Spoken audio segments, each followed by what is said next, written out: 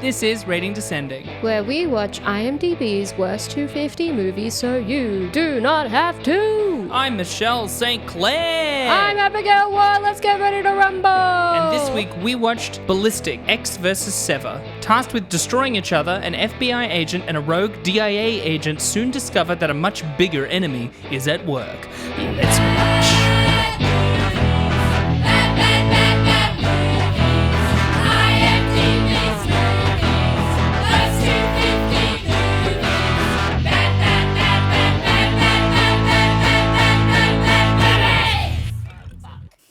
I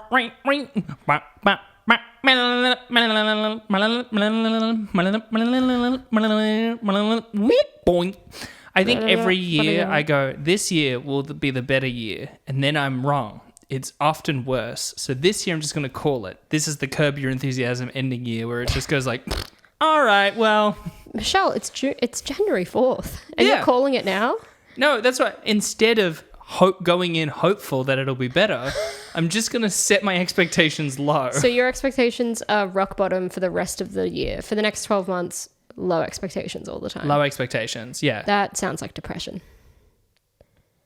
Well, we also got an email. Is that all we're talking about with the new year? That you're going to have a terrible time? No, I didn't say I'm going to have a terrible time. I'm just saying I keep going. If you don't have hope for your year, surely you're not going to have a great time. Well, what? What, are you going to tell me that you have hope? Yeah, I do a bit. Well, that's true. I mean, you have like a husband and a nice place to live in, and you have a nice place to live in. That's true. I do like my place. Yeah. Yeah, and you wouldn't want a husband anyway. That's true. I would hate it. So that's a good point. I would hate a husband. Yeah. You know what, Abby? You wouldn't enjoy yourself. You're good at spinning this around. Yeah, you're welcome. Well, like I said, we had some emails come in. We had actually a handful of emails come in over the holiday break, not all of which I've gotten back to in time because it's been the holidays. Yeah. You know, there's a reason we did a two-parter, and it's so that I could have a rest. Yes. Which still led to me editing on Christmas Eve, but no. that's okay. You know, my mum was only a little upset that I was editing my stupid podcast. You did it so early as well. You could have left it a few more days. Yeah, but I really busy didn't want to think about it fair. anymore. I wanted to then have a break. Yes. But one of the emails that we got earlier in December was from our old honored friend, MR. Oh, yeah. Back again. It is, hi, well, I said updating the IMDb data would take a week or two. 4 months is within a rounding error, right? Anyway, the website is up to date again. I feel like I have to apologize for the website's address. I really didn't think through how annoying engineer-of-souls would be in an audio-only format. Which I think is a good point, because it is not tedious to look at, but I have to say the dashes every time, so I appreciate it. And this is for the listeners who are like me and love this shit. Couple of pointless nuggets of trivia. The Guardians is connected to Wing Commander via John F. Kennedy, of all people. Sure, it's uncredited archive footage, but we go by the IMDb rules. I love that that's the connection. I just love, Emma, I love the way you spend your time. Because it's the way that we spend our time. Yes, which is on meaningless shit. Yeah, it is. I don't want to devalue what you're doing, but it is meaningless, except it has supreme meaning to me. To us. To both of us. Yes. Here's a few more. Even without the pretty shaky Kennedy connection, Wing Commander is no longer separate from the rest of the network thanks to Matthew Lillard. Yeah, Matthew Lillard is now the linchpin connecting Wing Commander into everything else. Yes.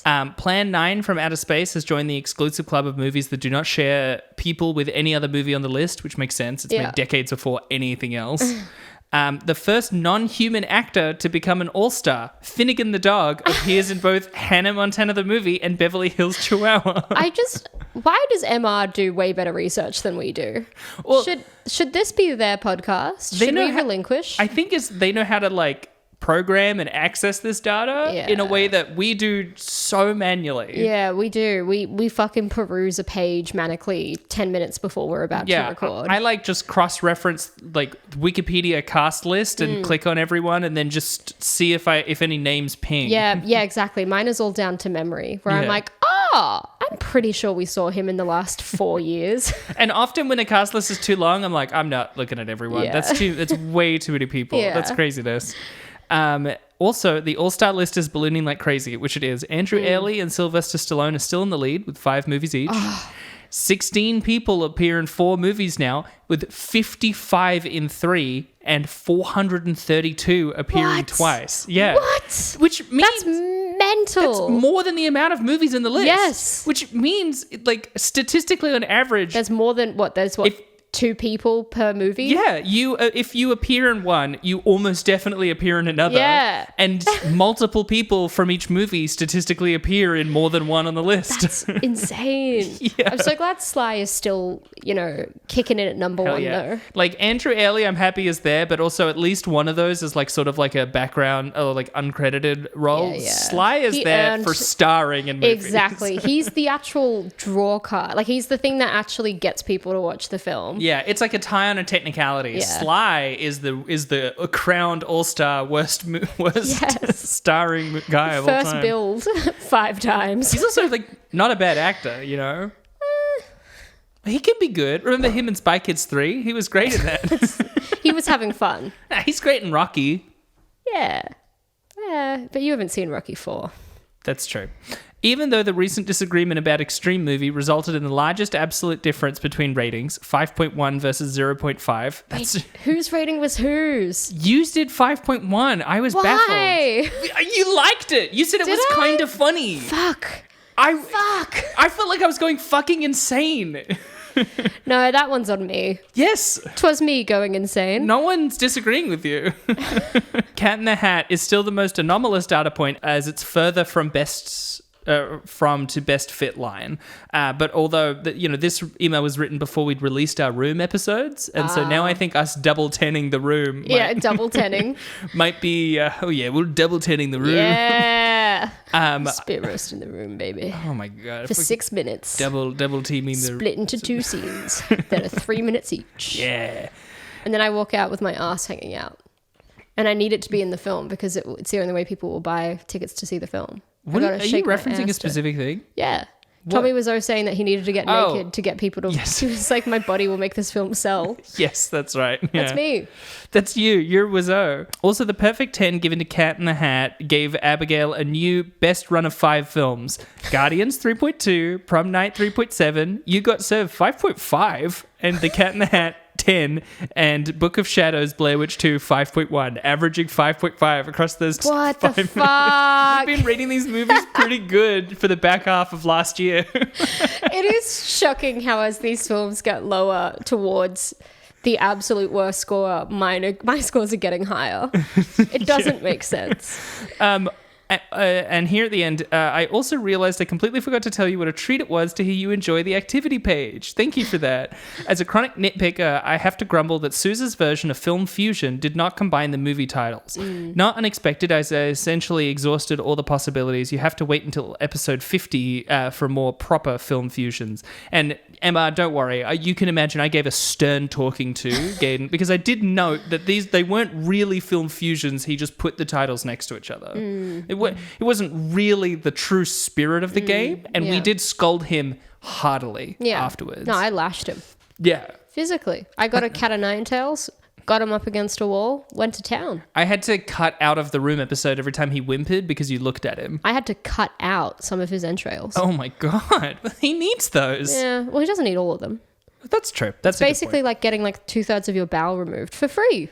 Yeah. Anyway, here's the end of it. Thanks again for the hilarious podcast, brightening my days during one of the most stressful periods of my life. Just so very sweet. Honored friend of the podcast, MR. We love you, MR. We love Happy you, MR. New Year, Happy MR. New Year. Wow, it's 2024. Hopefully it's a less stressful time for you in 2024, Yes. MR.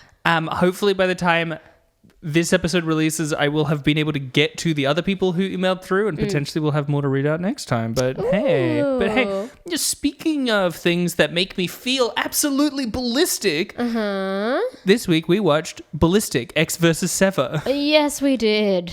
I mean, this is how we're ringing in 2024, right? It's a bit of a low. It's a bit of a low?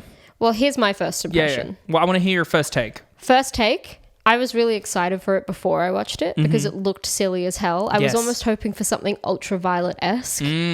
It wasn't as fun as I thought it would be. It wasn't. A lot of jogging. A lot of jogging. A lot of cars really flipping, but not in an awesome way. Supreme amount of jogging. And yeah, you're right. Lots of cars flip and you don't really care about it. It does. It wasn't... It's comically bad acting, but not comical enough to make you laugh. Yeah. It was... Look, it was a bit of a slog. Yeah. But we did just go through such a treat of The Room. Yeah, that's it's true. It's almost like it's karma. It's balancing itself out. I think I enjoyed it more than you exclusively because last night I watched The Runaways and then this morning I watched Lucy Liu in this. I feel like a cat in heat, all right? I don't know what to do with this. The film about The Runaways? The film, Kirsten The Runaways. Stewart?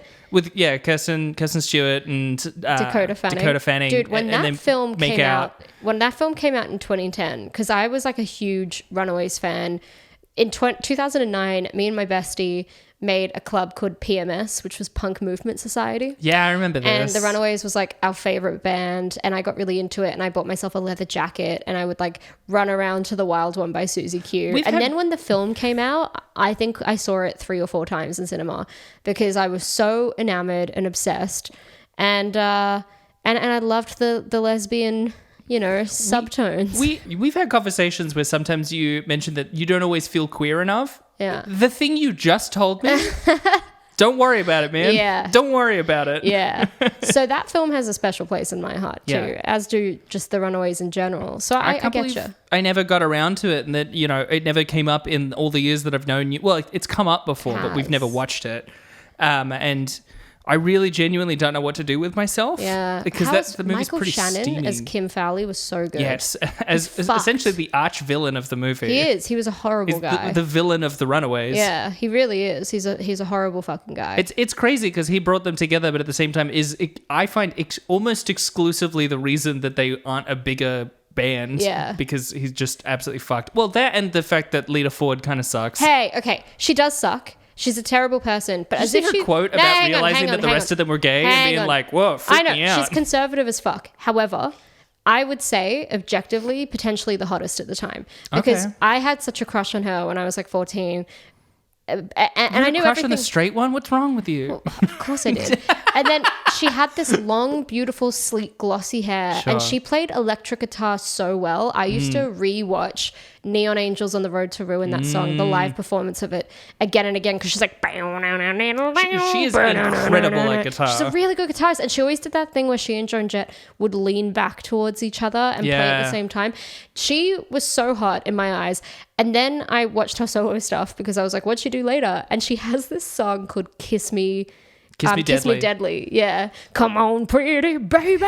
Kiss me deadly. It's such a shit song. I think about that song all the time. Went to a party last Saturday night. I didn't get laid. I got in a fight. That's what's incredible about the Runaways is that you have 3 of the band members, 4 if you count Sandy West as well, who did go on to have her own band, who could have been... She died quite young. But who could have been a band leader, right? Like they would have been the front man of any other band, but they were all in this band together. Yeah. Sandy West was a fantastic drummer. Jackie Fox, the bassist, had no personality. She was very pretty, but didn't really do much. But yeah, Joan Jett, Cherie, and Lita Ford were these massive personalities on stage. They were always standing with each other and always almost vying for the spotlight. And it was, I love the Runaways, and it's weird. I love the Runaways, but I don't like Joan Jett. Fair. I just don't. Her solo music sucks, and the biggest hits she had were covers. I just don't think she's actually a very good musician. Wow. Yeah. Well, that's great. I mean, she's also like credited with writing much of the Runaways material as well. She did. Yeah. Well, she was good with the rhythms in the chorus. Yeah. She was really good with that shit. But then her solo stuff just lacked the power that the Runaways had. I think her solo stuff is like absolutely perfect version of a kind of classic rock that I don't care for, but I wouldn't outright call bad because it is very, very good at that genre. I just don't particularly care for that genre. Me and my high school girlfriend Sammy had a falling out because she went to the Joan Jett concert without me. Wow, that's pretty brutal. It's so queer as well. It's the gayest thing you've ever said to me. They were going to the Crowbar and we had agreed to sneak in together. And then she got a ticket. It turns out her mum knew a guy that was going to be able to get her in without having to sneak her in, but there was only really one space. And I was like, but what was it? What about our plan? And she was like, sorry. Again, and I was like, I fucking hate you. You and your high school girlfriend were trying to sneak in to go see Joan Jett. Again, you're never allowed to say you're not queer enough ever again. And then we had a bit of fight about it, and I blogged about it on Tumblr. It's probably still there somewhere. Hell yeah. Anyway, this has been a real Runaways tangent corner. Yeah, but you know, we have to fill 45 to 50 minutes about this in some way, you know. Anyway, so you're a cat in heat and watching Lucy Liu in this. Oh yeah, watching Lucy. Well, just again, I think I would have been sane about it. I mean, Lucy Liu is beautiful in a way that she's gorgeous. Yeah, there's something about her eyes. It's like the way that they're like curved up is so cat-like and pretty. There's just something. And her jawline. Yeah. Oh, I think I could have been sane about it, but the fact that I just watched Kirsten Stewart and Dakota Fanning like make out and also just be so, like play guitar in the most sexual way I've ever seen. I don't know. It really did something to me. You know, I couldn't keep it. You know that famous tweet about the girl who like broke her retainer or something because she was clenching her jaw so hard looking at Michael B. Jordan? That was me watching the Runaways. You ground your teeth so hard when your braces came off. Yeah, you know? exactly. Do you know Cherie Curry went on to marry the lead guy from Airplane? Oh, yeah, that's right. Yeah, Robert Hayes, I think his name was. They had a son together. She's also recently started tweeting transphobic things. What? And I'm like, whatever. Oh, because she seemed cool. Well, it's the kind of thing of she showed like an old picture of her and was like, look at this. Back when I was this age, I was obsessed with David Bowie. I wanted to be him, swing like him, do everything. And if it was now, they would have just like cut off my tits and put me on male hormones. And I'm like, whoa. It sucks that she did that because I thought she was great. Yeah. Like she used to do woodworking. She used to carve shit into she still big does, mugs. doesn't that's she? sick. Yeah. Aw, Cherie. Chainsaw sculpting. I wonder what Joan Jett's stance is. Well, I mean, I don't know her specific stance on trans things. I was reading a whole bunch about her, like, quite quietly supporting a bunch of queer things over the years. But God, Lita Ford is so conservative. And when I was really into the Runaways in 2009, I think they had just had a show come out about her and her husband, who is the guy from Nitro, like one of the guitarists from Nitro. Big glam fucking punk band, huge blonde hair. And then by the 2000s, they'd been married for a while. He was bald and big, and they had two big sons.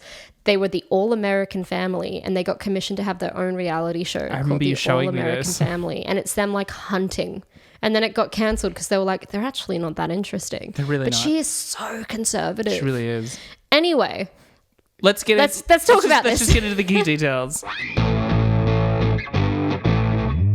So this came out in 2002 and was directed by, I don't know whether it's Wick or Wyche. It's W-Y-C-H. I'll just go Wick. I've got to make a stance. Wick Keosayananda, who's also director. That's the director. Yeah. He's also been credited in years since as just Chaos, which I do think, I'm like, that's kind of lame. And then I realized, that's the first letters of his last name. That's fun. Chaos was my aunt's dog when I was growing up. That's fun. Chaos by name, chaos by nature. Nice. He was a troubled, wild thing. It's starring Antonio Banderas and Lucy Liu. I couldn't offhand find any returning actors. Have either of them been in the list? You know who I recognized? Yeah. Because it was getting to me, and then I realized we'd literally seen him recently. I did recognize one. This is very rare for me. Ooh. You know the agent that he's going to shoot himself in the head, and then he shoots, and then he gets shot? He, I think, was in The Fog. Oh, yeah. Wow. I think he was in The Fog as like just briefly. I think was he on the ship that sunk with William Blake, or was he a detective?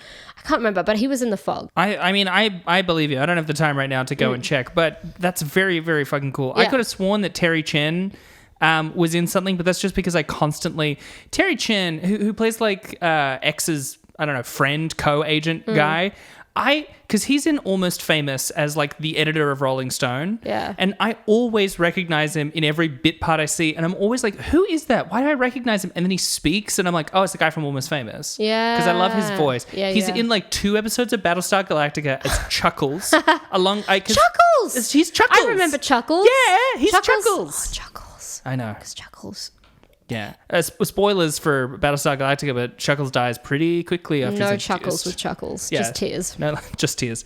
Yeah, he's But Chuckles with hot dog. yeah, Chuckles with hot dog. Yeah, he's Chuckles amongst many other things. Fuck, Battlestar Galactica was good. It's a good show. And Edward James Olmos' son just appearing as hot dog. What a highlight. Yeah, He looks just like his dad, has acne scarring. we gotta stay on this. I want to talk about anything else. The budget was $70 million. Fuck off. What do you? I know that's so much higher than I That's thought it so would be. high. What do you think it made? Oh God. I'm trying to like suss out your eyes right now. Can you like give I'm me... saying it in my mind's eye. Okay, all right. I'm going to receive your message. I'm going to open my little brain pussy and I'm going to receive your little What? mind cummies. What?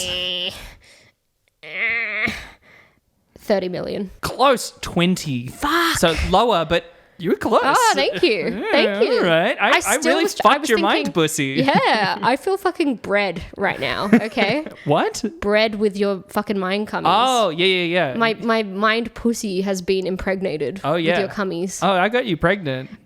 This is B-preg. Because I was trying to go for half of the budget and then a bit less. But then it was even less than And that. then it was even less, so 20 million. Fuck. It is technically one of the biggest bombs. Yeah, that is horrible. Pretty awful. Yeah. Here's the overview. And sorry, what year was it made? 2002. Okay, that makes sense. So Lucy Liu, had she just done like Charlie's Angels and Yeah. she was off the back of that, and Antonio Banderas just did Spy Kids, Yes. role of his career. Both of them were in the peak of their I'm in a bunch of action movies, Yeah. but also I will say they were both cheaper than some of the other people who were floated. I'm sure they for this were. role. I mean, Lucy Liu wasn't yet in Kill Bill or anything. Yeah. Can I just also Charlie's really... Angels was 2003. Oh no, wait, Charlie's Angels Full Throttle. Is that a sequel? Isn't or is that the first second one? Yes, you're right. Yes. It was the first one, 2001? 2000. Okay. Can I just say as well, where did you rent it from? Apple. I rented it from YouTube, and there was something about the sound quality that was so hard to watch because on the YouTube thing, the loud scenes were so loud and the audio every time they spoke, it was so soft. Oh, And wow. look, I obviously think that they probably mastered the film badly, but also maybe it was just the copy that I got. Maybe. Because it would be Antonio Banderas being like, and then his wife would be like,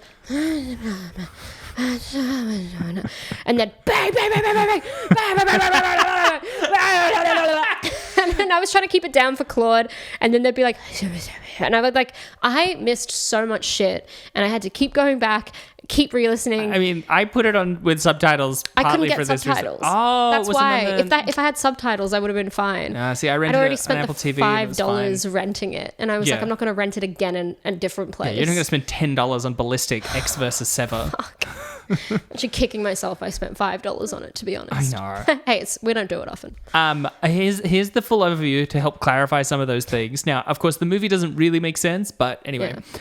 After DIA... Oh, the DIA, by the way, is something I'd literally never heard of before. I've heard the DIA. I had never heard the Defense Intelligence Yeah. Agency. I had never heard of it before. He's a DIA agent. After DIA director Robert Gant's son, Michael, is kidnapped by a mysterious agent, the FBI finds and recruits... I don't remember why the FBI starts being involved, but the FBI finds and recruits former agent Ecks to find who did it. So, by the way, X is a terrible name. ECX. I think it's too a real last confusing. name. I know, but it's too confusing in a title. Yeah, like that's how true. last week you were like, we're watching Ballistic, Ecks versus Sever. Yeah. I was like, X? Yeah. It's stupid. I do think it's silly. It's one of those things that's like, that's real, but for a movie, you got to think about Just make it more simple. things. Jones. Pfizer recruits former agent X to find who did it with the promise that his thought-to-be-dead wife is still alive and in some way involved.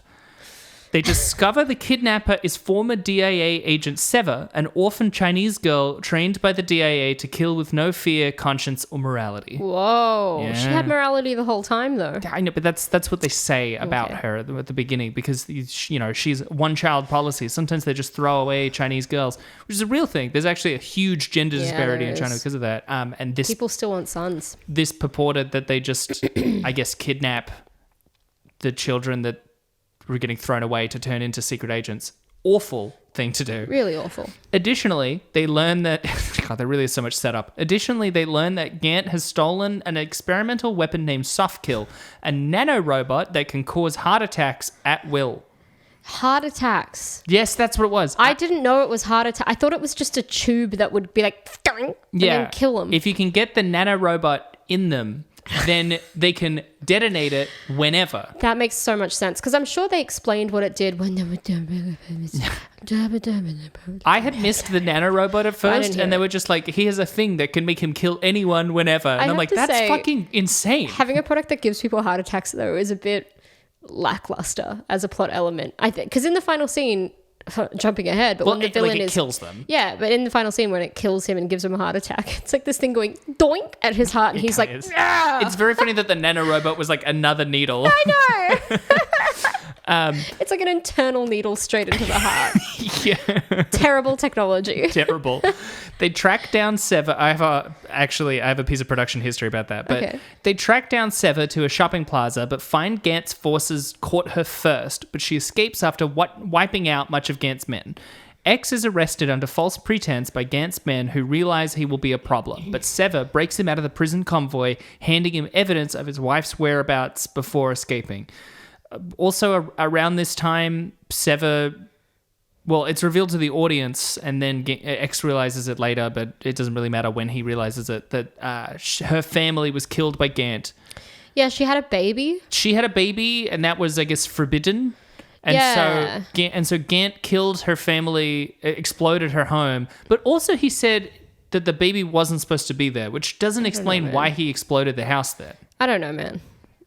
So I mean, I could barely hear what was going on. Gant accidentally killed her baby because she had a baby.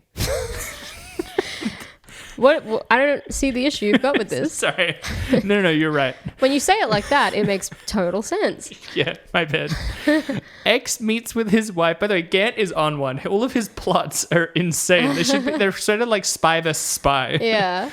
Ecks meets with his wife at the aquarium and discovers that she married Gant, which is insane, after Gant orchestrated 2 car explosions nearby each other to convince both Ecks and his wife simultaneously that the other had died. Convoluted, to say the least. I don't know why he didn't just kill Ecks. Yeah, he staged 2 explosions that tricked this married couple into thinking they were both dead. Yeah. Because the first explosion is X's car, which he thinks... She's in or she's behind. Yeah. And it blows him away, but he's on the other side of it, so she doesn't see that. And so he, like, takes her away. And then she sees... and then her car explodes, which she thinks is a plot to kill her. Yeah. But then he sees that car explode. This is tiring just talking about it. Who played the wife? Oh, God. Sorry, I know you haven't finished the overview, but who plays her? Because she was shit. She was terrible. There we go. Rain X / Vin Gant. Talisa Soto. She sucked. I'm sorry, Talisa. You're a beautiful woman. You were terrible. Very convoluted. Like I said, spy versus spy X-esque plan. Yeah. He realizes this means... and it's because Gant is in love with her. Yeah, but she doesn't love him. She doesn't love him, but she does marry him. Yeah. But it's like half just to protect the kid. Yeah, she thinks he's going to hurt the kid, so she marries him, and then she... But she seems to... Yeah, she doesn't, like, hate him. No, but she acknowledges that she never loved him, she only loved Ecks. Yeah. So then Ecks finds her again, right? So they meet each other in the aquarium. Stupid scene. So funny. They realize that they thought the other exploded. Yep. And it was all Gant Happens doing all the time. Do it by, like, detonating a thing, like, in his pocket. I know. This is what I mean. Like, it's the drama of it is insane.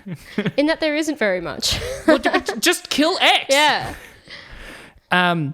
Anyway, he realizes this means Gant's child Michael is actually his own child, and that what Sever is doing is protecting him. Mm-hmm. So it's not really Ecks versus Sever at all. It's Ecks and Sever versus Gant. They meet back with Sever as Gant's forces zero in on them, confronting them with a series of traps. Again, there's hijinks galore in this movie. You can't do this. You have to do the thing I told you. My new favorite bit is to shout and burp at the same time.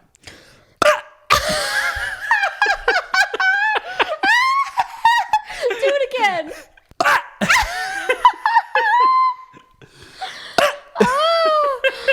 Oh, that's great. That is quality. This is why we're friends. Yeah, it's my new favorite thing to do, because you do it while you, like, muscle up at someone. You just burp, yell at them. It's a great intimidation tactic. And it sounds kind of painful as well. Yeah, it doesn't hurt, but not if you're good at it. So you've trained a lot. Yeah, oh yeah. Just doing push-ups, but scream burping.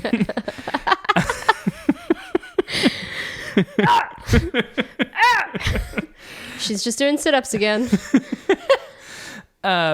There's a series of traps and gunplay wherein Gant tries to take back the child who he'd had soft kill implanted into to smuggle into the US. Yeah. That's why he's back in the country, and that's why he doesn't care about the kid. He just cared about soft kill. So glad you're explaining this all to me, because it was pretty nonsensical. Whereupon Sever... Oh, sorry.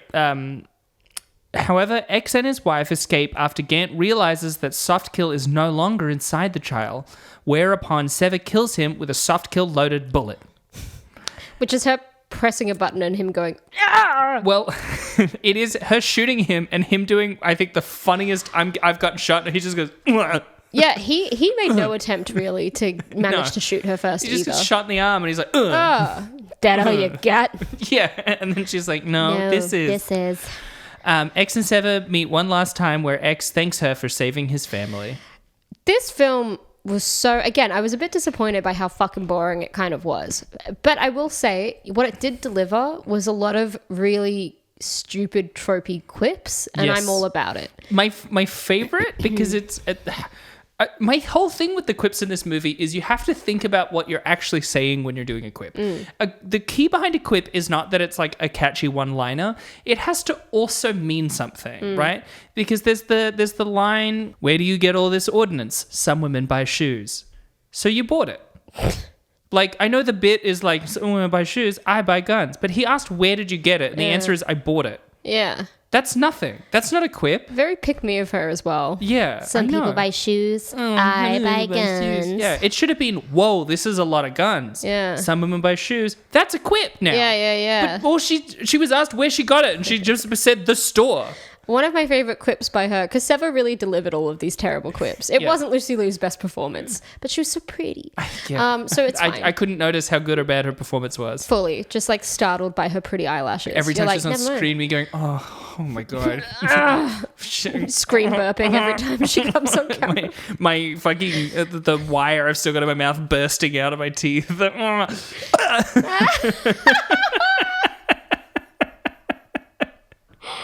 So you're a cat in heat that's broken its retainer that's scream burping. Yeah. When you see Lucy Liu. That's, look, it might be very sexual, but I'm not very sexy. Oh, fuck. Oh, God. One of my favorite clips of hers is where Lucy Liu picks up Ecks and his wife is like, "Is this the bitch that took our son?" And delivers it in the worst way possible. And then Lucy Liu's like, "By the way, this is the bitch that's protecting your son." Yeah. And then they drive off. Even Claude saw that and was like, "What the fuck?" Yeah, it's really just... Ugh. And then earlier, which, by the way, this was actually, on reflection, one of my favorite scenes, where Gant has his, like, main henchman at the time, but he's about to get killed because it's after the opening bit.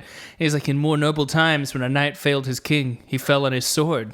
Because, the other guy failed. And I don't think that's true. No. But continuing to Gant's, again, spy versus spy-esque antics, he then he hands him a gun. The guy goes to shoot himself, and then at the last minute decides to try and shoot Gant. But Gant has actually rigged the gun to fire backwards, and instead he shoots himself in the head. Yeah. I'm like, what the fuck is with you? Are you fucking... And they also don't explain that very well, because when it happened, I had to rewatch it because I was like, what the fuck just happened? Gant is fucking Roadrunner. I was like, did Gant shoot him in the head, but we didn't see who shot him? Did one of his guys shoot him? By the way, he's got... That's literally, by the way, that's a Stephen Chow bit. Like... He's got an accomplice. Gant, the big villain of the piece, has an accomplice.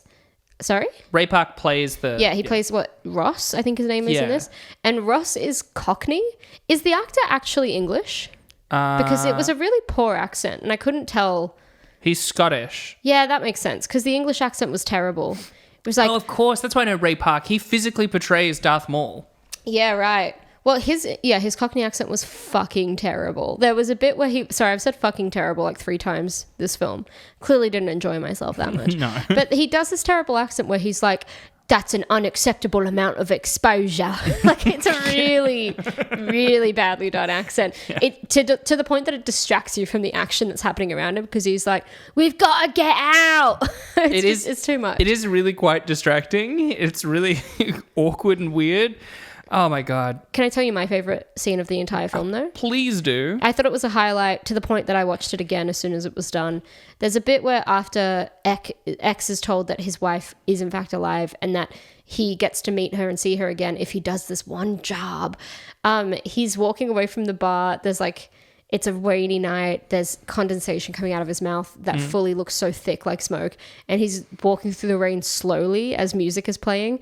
And then there's just shots of explosion as he's like turning his head in the rain, thinking about his dead wife that isn't so dead after all. Fuck that. I loved that. I loved it. I made Claude watch it with me. That was great. I actually agree with you. There is nothing better than a dead wife trope. And I hope myself to die at a young age so that Claude will mourn me. And I really want to die now while our love is still pure and still somewhat fresh so that he'll always have good memories of me. And then if he ever dates again, he'll be like, well, you don't match up to my beautiful dead wife. So you want to be the footage in like, you know, like a Nolan. Yeah. I'm like giggling under a sheet. I'm like, stop filming me. Stop. Running through a field. And You'll never do any better than me. And then maybe there's a brief instance of us fighting, but that just shows that we're passionate and in love. Yeah. Where I'm just like, you don't know me. Okay. You don't know what I mean. And then it cuts to us like cuddling. It's a varied, beautiful textural relationship. It's quite the tableau you're painting. Yeah. And I'm twirling again in a field. I love fields. You do love fields. Yeah, wow. And kissing a cow fully on the lips in a field. You're just twee and beautiful in a way that no one could ever really encapsulate. You're like a butterfly. Yes. Catching you would be ruining your inherent beauty. Don't take out that net. Let me free. Exactly. If you were to catch a butterfly, I would immediately go, no, you must remain out here in the wild, in the world. To Catch a Butterfly. That's my memoir. To Catch a Butterfly. The sequel to Kill a Mockingbird. There's a real sequel to Kill a Mockingbird. What is it? Isn't it like the Watchman's Call? It's apparently fine. It's called Oh No, I Killed a Mockingbird. Oops, I killed a mockingbird. It's about Boo Radley. Here's, by the way, some production history. This isn't trivia, but I wanted to tell you some of the backstory of it. Who's responsible for this? Like, who's this director? What's going on? Look, I mean, the director's also responsible for a Tekken 2, Kazuya's Revenge. Around 1986, screenwriter Alan B. McElroy wrote a spec script titled Legion, which McElroy said was an action thriller about an ex-LA cop who's called in to help track down a rogue CIA agent codenamed Legion who went on a killing spree. Okay. After he and director Dwight H. Little made Halloween 4: The Return of Michael Myers, the next movie they wanted to do was Legion, which was by then retitled into Gunner, the name of the main hero character in the script. Between 1988 and 1989, they worked on the project at Vestron Pictures, and Dolph Lundgren was going to star in the film. Yeah. I could do with another Dolph Lundgren popping up. However, due to management changes in Vestron, producer Charles W. Fries stopped the development of the film. McElroy's script was left unproduced until about 1999, so 10 years later, when it was picked up for production again, but this time with a new title, Ecks vs. Sever.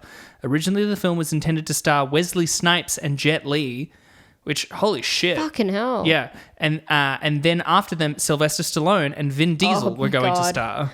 Oh my God. He could have had a sixth. We could have had a sixth Sly. And he would be completely... A sixth Sly. Sixth Sly. God, that's hard. That's a real tongue twister. A slick Sly would have been Sever. A sixth Sly would have been Sever. The sixth Sly starring Sever. But yeah, that would have been amazing. I do kind of want Sly to win. Like, I am hoping he pulls that on top. I really do. I haven't looked ahead enough to know if he is in another one.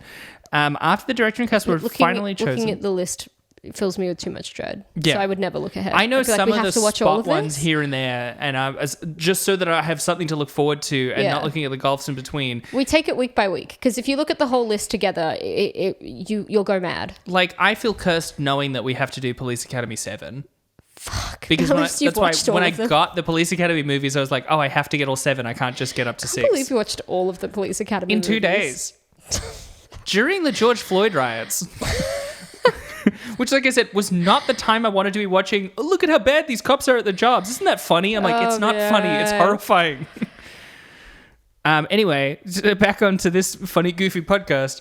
After the director and cast were finally chosen in pre-production, McElroy's script was completely rewritten by Peter M. Lenkov. The main reasons for the rewrites included way too big and expensive action sequences, a wish for a more serious, darker, and grittier tone, and the story of McElroy's original script focusing more on themes of family love and loss and revenge. The entire subplot about nanotechnology was one of the things added which were added to make the film more like The Matrix, which I thought was funny because in my notes I even noted that this whole movie smacks of someone not understanding The Matrix. Fully. It smacks of like riding off the coattails of The Matrix as well. Thinking that the reason that people liked The Matrix was that there was things resembling nanotechnology. Dark skies and smoky fucking mouths. There's a lot of smoke that comes out of Ecks mouths for whatever reason. That's true.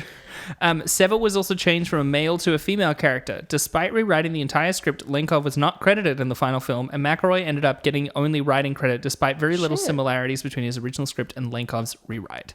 I'd also read that, that's part of why they got Lucy Liu and Antonio Banderas is that they were cheaper. Yeah. Oh, I did...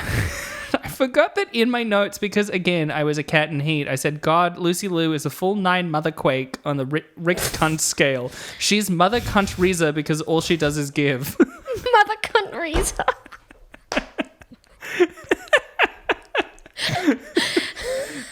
I know that the real Mother Teresa was sucked, but originally I wrote Santa cunt because all she does is give, and Mother cunt Reza felt better. Horny Michelle is one of my favorite iterations of Michelle. Thank you.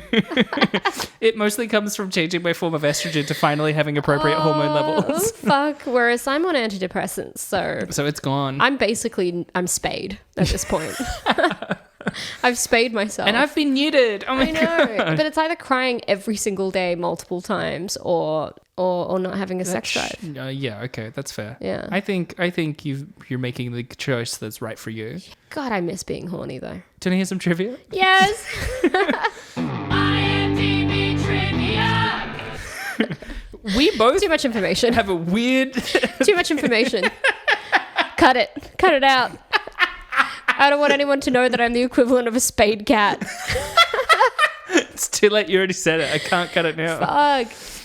The film's visual look with black clothing, sunglasses, and slow motion were all based on The Matrix. In fact, the film's success was the only reason this film was greenlit into production in the first place. Wait, slow down. Can you say it again? The film's visual look with black clothing, sunglasses, and slow You don't motion have to be so eerily were calm. all based on The Matrix, 1999. In fact, the film's success was the only reason this film was greenlit into production. Both films also share a composer, Don Davis. Interestingly enough, the film's score was one of the most critically panned aspects of the film. Your voice is so calming right now. Thank you. And I agree because when I watched this film, one of the things I thought was like, whilst there was also a lot of jogging, there was also sort of like mid-tier Dust Brothers, Chemical Brothers sort of song going on. Yeah. And it sucked all the energy out. Every time there'd be like as soon as shooting would start, it would be like burn. That's Muse. There'd be like It'd be like a with and then like a the music sucked. It was really not great. Here I have two pieces of really quite long trivia. Okay. There was heaps, but most of it I didn't care about. But these two are both specifically about chaos. So My aunt's dog. yes, your aunt's dog. Yeah. Wick Kayosayananda disowned the film and claims to hate it. On producers' interference with the film and his reaction with how it turned out, he stated, "Well, I'll try to explain this as best I can. I did my first cut, which as I understood it was just that. My first cut, which was the script as shot and fine-tuned. There were scenes I wasn't sure of but liked, and we also tested the movie. One scene in particular lost the audience and the experience wasn't very good. It was a little heavy on melodrama, and I own that. I loved the scene, but also was afraid it wouldn't work and could easily be cheesy. But again, I honestly felt that was what the tests were for. And I was wrong. We didn't score well, and based on that test, two producers who I was already having issues with for various reasons basically just took over the movie. Fuck. I found out as I was on my way to the editing room 2 days after the test screening and just a day after having a big meeting with Warner Bros. Executives and marketing people, who were terrific, by the way. By the time I got to the edit suites, my editor, Caroline Ross, a wonderful person and a great editor, was fired and replaced. Shit. After all those hours and weeks I spent with her, and I wasn't too pleased to say the least. So after consulting with my agents at CAA, it was decided it was just best to walk away quietly and they'd focus on getting my next job. I still had a great relationship with the executives at Warner Bros. I had things in development with Fox 2000 and RKO, and we'd just move on. The problem was, I couldn't. I'd shot an old school actioner in 2002 with the Steve McQueen classic Bullet as my template. My DP and I had specific needs to be met with the way we shot it, especially when it came to all the action scenes I choreographed while working with Joel Kramer, one of the best stunt coordinators in his field. But despite our best efforts, the movie was butchered to the point where certain shots were flipped because the edit no longer made sense. And yes, this also affected the sequencing and pacing of the action. It was horrible to watch. Just so you know, I've only ever seen the theatrical cut once with no audio during the color grade. Oh, why did this happen? During the color grade with Julio, my DP. At the premiere, I waited until the movie had been playing for 30 minutes before taking my seat. I did this because I knew the movie was bad. I pretty much hyperventilated for the whole evening. Oh, I know. It's a tale as old as time.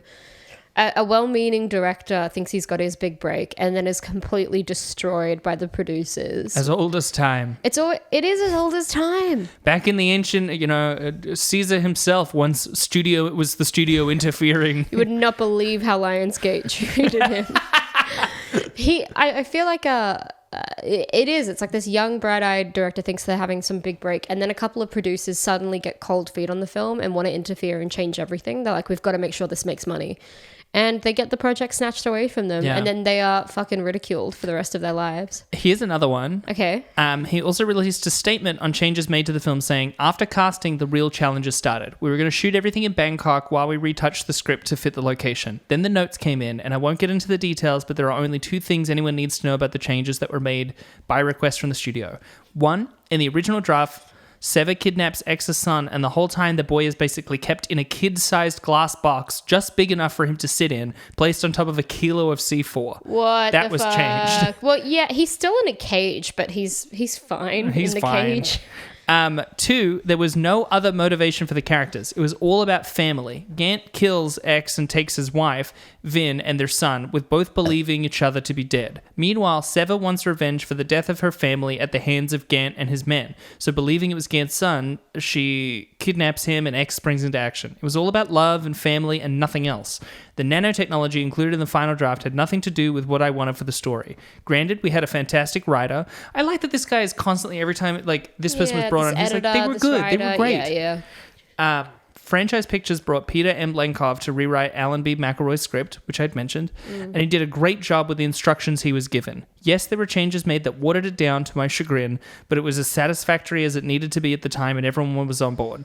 Then tragedy struck in September 2001. And we had to relocate from Bangkok to Vancouver for safety reasons. I don't know why Bangkok would have been a threat. Aren't you just closer to New York? It was 9/11, so we couldn't be in Thailand.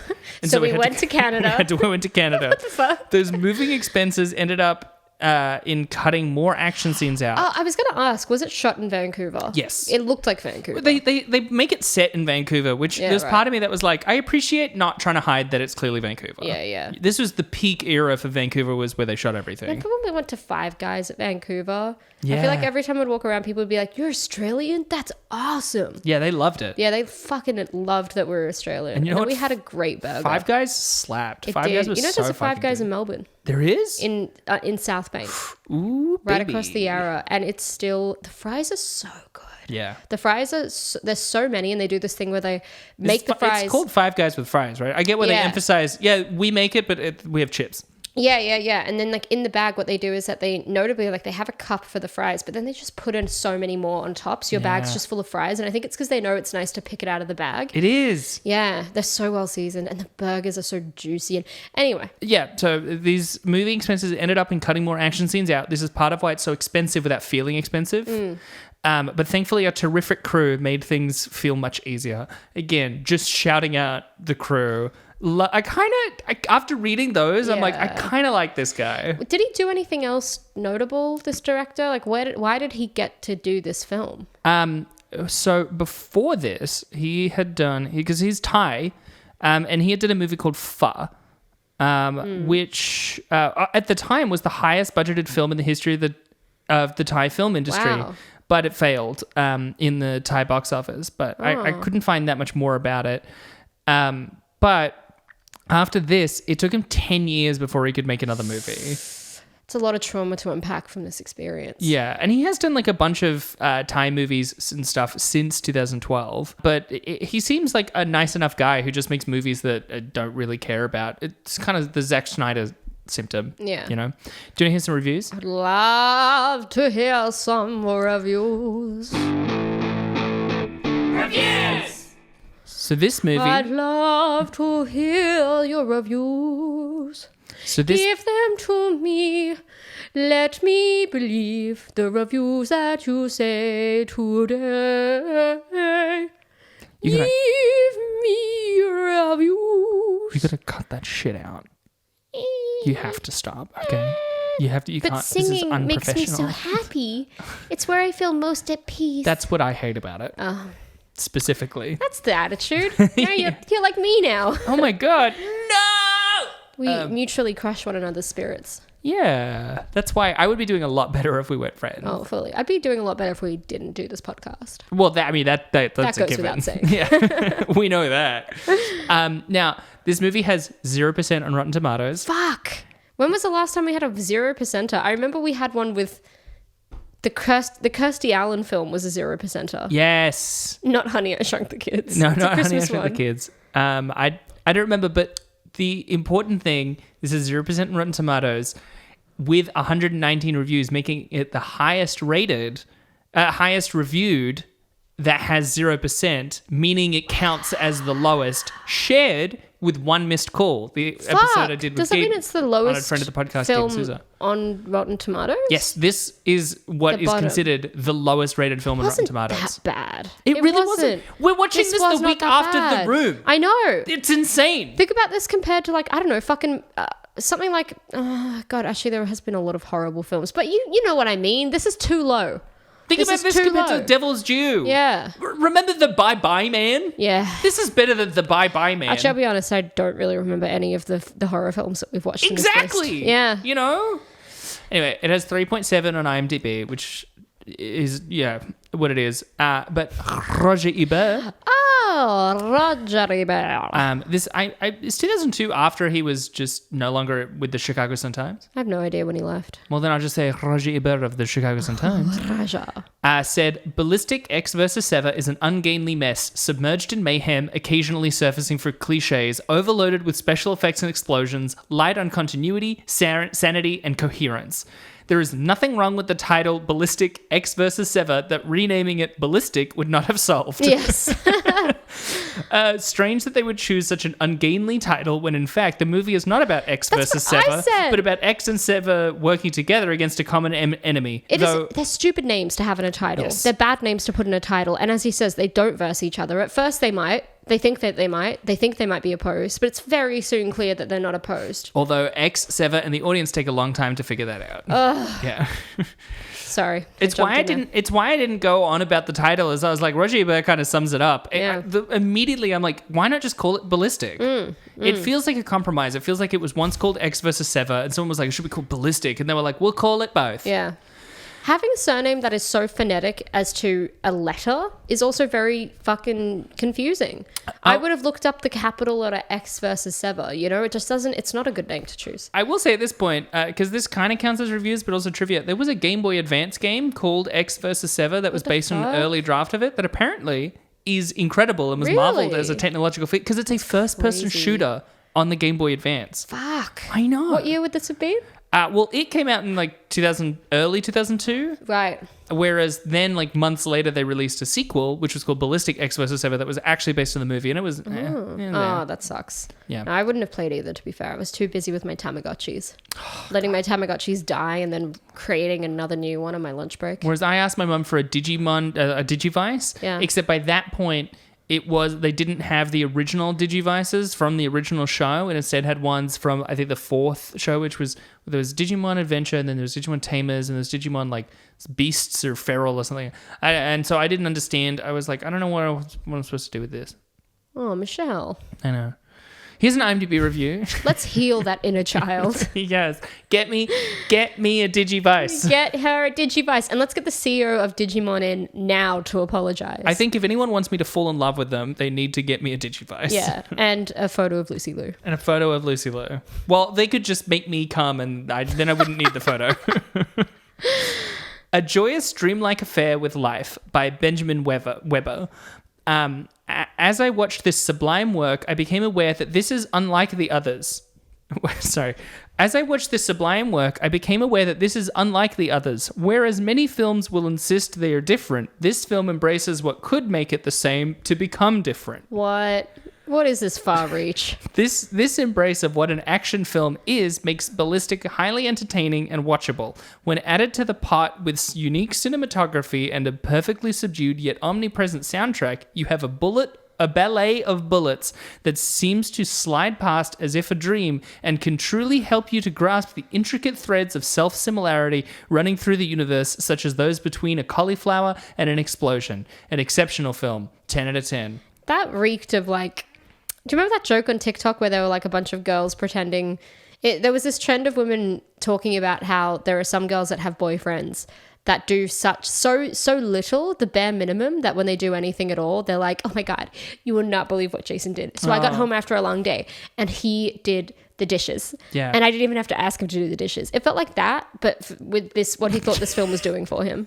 Right, He was like, wow, this one was sublime. This was incredible. It reeks of that. Here's another one titled, and this is all caps with exclamation marks, Super Action Flick by Graphics Man. Can you burp while you yell that at all? Super Action Flick! Oh, man. This isn't just another action flick. This is a super action flick. When I see a flick that is supposed to be an action flick, I expect to see a lot of action. This flick doesn't disappoint. I suspect another Detroit assembly line had to be opened up just to supply the cars blown up in this film. Apparently they ran out of cars because towards the end of the film they started blowing up railroad cars. Lucy Liu really delivers the goods here. Watch her as she runs through and then this is a new paragraph. Underground parking garage in one scene. She runs with her mouth closed, just like just like that Liquid Terminator. That makes me uncomfortable. I was obsessed, and I didn't notice that she was doing that. Yeah, right? that makes me uncomfortable. Just like that Liquid Terminator played by Robert Patrick in T2. Watch Antonio Banderas race around on a motorcycle without a helmet on. I was very surprised they let him do that. What is this person seeing? I feel like they're picking up on all the shit in a movie no one would think to pick up on. And it's not like an endearing trait. It's a what's wrong with you sort of trait. This movie screams sequel to me. I hope they have one using the same cast and director. One small detail, watch for Antonio kill the bad guy's Brit sidekick, and then watch the Brit sidekick show up a few scenes later. I gave it a 10. Roger Moncrief. 10 out of 10. Roger Moncrief. I like how before they say I gave it a 10, they're like, notice this glaring continuity problem. 10 out of 10. And here's the last IMDb review I have. Roger Moncrief. Non-stop action without a real plot. Now, I will say it is W/0, not O, but I'll just give them the benefit of the doubt and say without a real plot. By EH49er. This movie has a lot of good action and no real plot. If you like action movies, I would recommend it. It has many good fight sequences, and the movie does not drag on forever. I wouldn't say it is one of the greatest movies ever. However, it is definitely not one of the worst movies ever either. 10 out of 10. I love his metric. Yeah. Well, it wasn't the best, but it wasn't the worst. Yeah. 10 out of 10. It's obviously not one of the best movies, but it's not one of the worst movies. Full score. I just feel like maybe we are at a point where it's hypocritical of us to condemn anyone's reviews, considering the shit that we've said in the past. Yeah. By we, I mostly mean myself. You gave Extreme Movie a 5.1. Yeah, it's actually a real cause for concern that I did that. Like, I'm worried about past me. I was worried about you at the time. I was going insane in the room. Yeah, I was the problem. I apologize. You gave Taxi a 0 and Extreme Movie a 5.1. Yeah, and Cat in the Hat 10. 10, a full 10. And fucking got so angry at me for giving it a 6, one of the highest scores. It's a good film. Yeah, I was looking forward to it for years. What's your review of this one, man? I didn't have a good time. To be honest, it was a bit boring, but an hour and a half. That's always a tick for me. Yeah. That's really, I come back to it every single episode. It was dull, and the performances were pretty lackluster, and there was only a few bits that made me laugh. It wasn't as camp as I thought it was going to be, but the poor director really was trying to give it his best shot. Yeah. But would I ever watch it again? No way in hell. I think it was too boring. Yeah. I think I would honestly give it like a fucking... It did look like a movie, though. It did look like a movie. And bonus points for how pretty Lucy Liu is. So maybe a 2.9 out of 10. Nice. Yep. Nice. Reasonable score this time, right? It is reasonable. Thank yeah. you.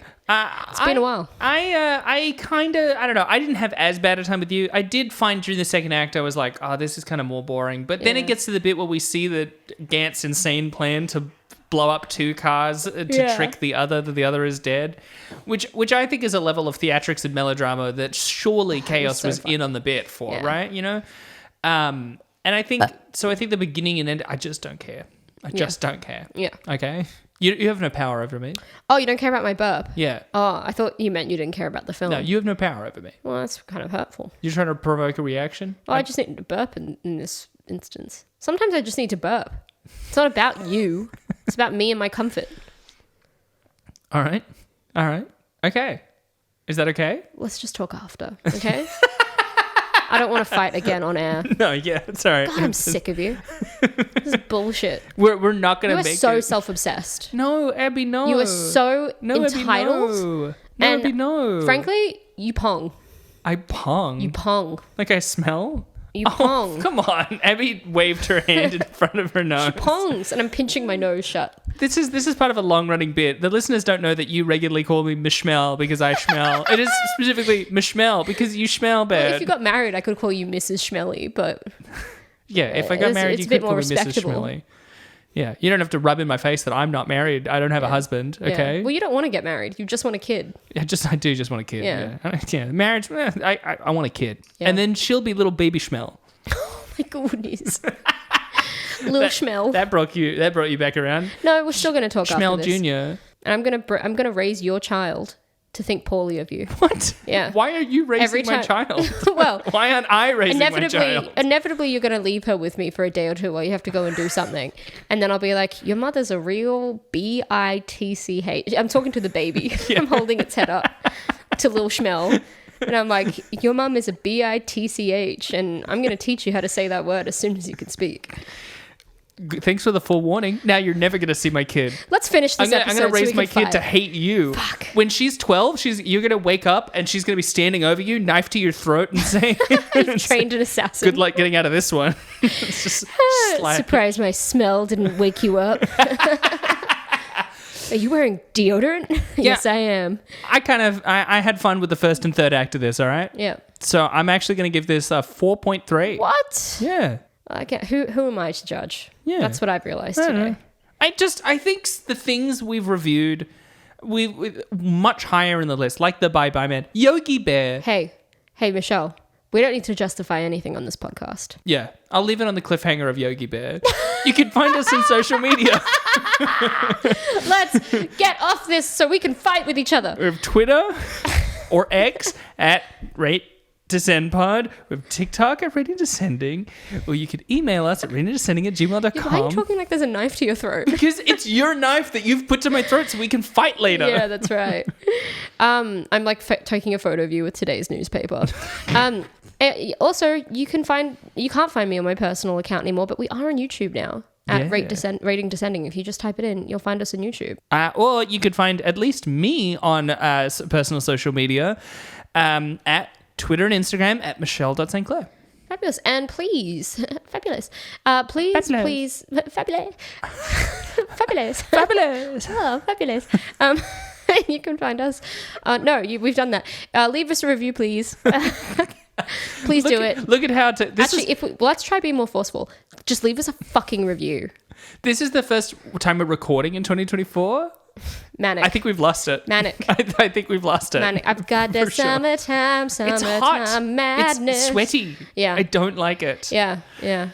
Well, that was Ballistic, Ecks versus Sever. Abby, what are we watching next week? Michelle, next week I'm delighted to report that we will be watching Mortal Kombat Annihilation. Yeah! Mortal Kombat! Annihilation! Toasty! Have you played Mortal Kombat? Yeah, I played the original. I've emulated it and stuff. I remember a friend had Mortal Kombat X at one point. I think I played that briefly. I don't like it as much as Street Fighter, but that's neither here nor there. This isn't fair that I keep getting Street Fighter and Mortal Kombat, and you're the one that actually played it and knows more trivia. I love that you... No, because I don't know any trivia about the movies. Yeah. I've never seen the movies, so I love that you know about the movie, and then you just get to go, Michelle, what does this mean? And I'm like, well, Raiden is the Thunder God. Yeah. Yeah. I guess we're done. Oh, yeah. That sounds great.